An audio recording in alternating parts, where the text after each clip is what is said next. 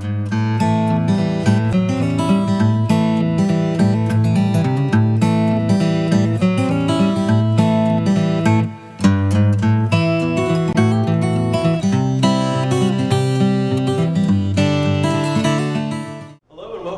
24. Today I'm talking with Lindsey Hawkins, who's associated with the Big Brothers and Big Sisters program here in Northeast Arkansas.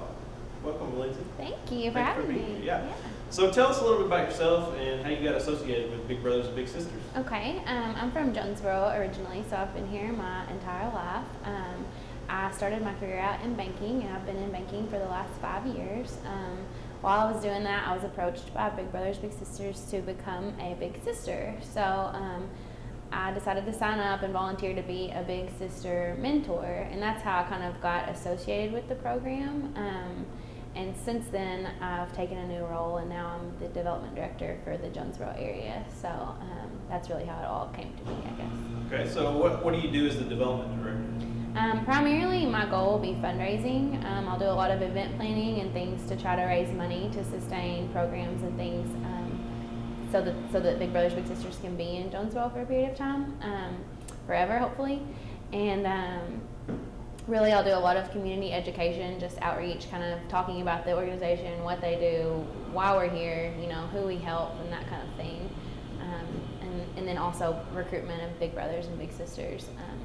Those would be my three, I think, primary areas of focus. So some good areas of focus. Tell the audience, maybe if they're not that associated with Big Brothers Big Sisters, what that's all about, how they can get involved if they're interested. Okay. Big Brothers Big Sisters is a mentorship program, and we're new to Jonesboro. We've only been here for about a year, and basically we take volunteer Big Brothers and Big Sisters and place them with a child who needs just a mentor. It's not like a babysitting program. It's not a handout type thing. It's really just someone who needs a positive role model in their life.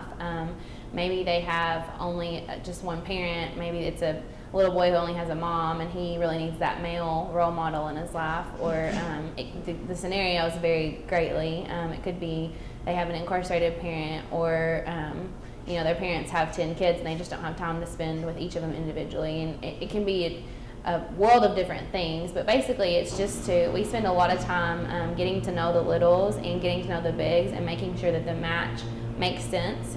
So we'll put you with someone that likes to do the same kind of things you like to do. We have little boys that like to hunt and fish and do that kind of stuff, and we're going to try to match them with a male that also likes to do those types of things. So we spend a lot of time. We do background checks and make sure that it's a safe thing, a safe match.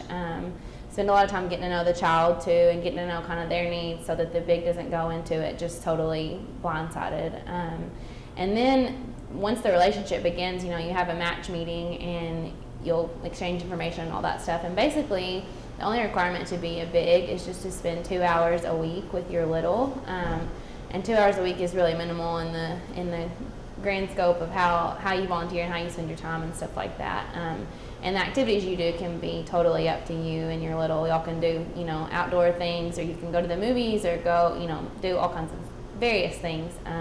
Money isn't really, we try not to spend a lot of money. We try not to ask the bigs to spend a lot of money, and a lot of times the littles don't have the money to spend. So we try to come up with events and things for them to do too. So that'll be another kind of thing that I do in my job, is try to plan events and things for the bigs and littles to do. You said you prefer like a 2 hour minimum. Could you spend more time if you wanted to? Oh, absolutely. And I think most people probably do. Or, if you're going to be on vacation one week, maybe you double up the week before. It's really flexible. We just ask that you do a minimum of 2 hours a week. And there's really a lot of emphasis placed on the relationship between the big and the parent, because that's who you have to communicate with in order to pick up the little. Obviously, the littles range in age from 6 to 14, I guess, and so some of those kids are old enough to have cell phones. Some of them don't have the money to have phones. So there's a lot. It's very important that the big has a good relationship with the parent, and that you're sharing constantly about if there's problems, or if there's good things and progress and things like that. It's really just it helps the parent, and it helps the big and the little. Obviously, that's who we're trying to help most of all.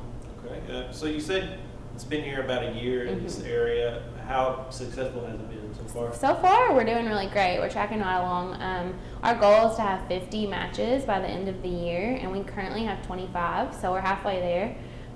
But we definitely need more people to step up and become bigs. And just speaking from experience, it's a really rewarding experience for the big too, especially depending on, we have some bigs that have come from, a family where they just were given everything as a young child, and so they want to be able to kind of give someone else that experience of, teaching them what it's like to, have both parents and that kind of thing. And then some bigs were littles when they were little, or they, only had a single mom, or, they can kind of relate, so they want to help and give back in that way. So it's really, really twofold. I mean, it's rewarding a lot for the big to just be able to go in and make a huge difference in a child's life, and then the little obviously appreciates that relationship a lot too. So We talked about fundraising. Do you guys have any kind of events planned that are coming up?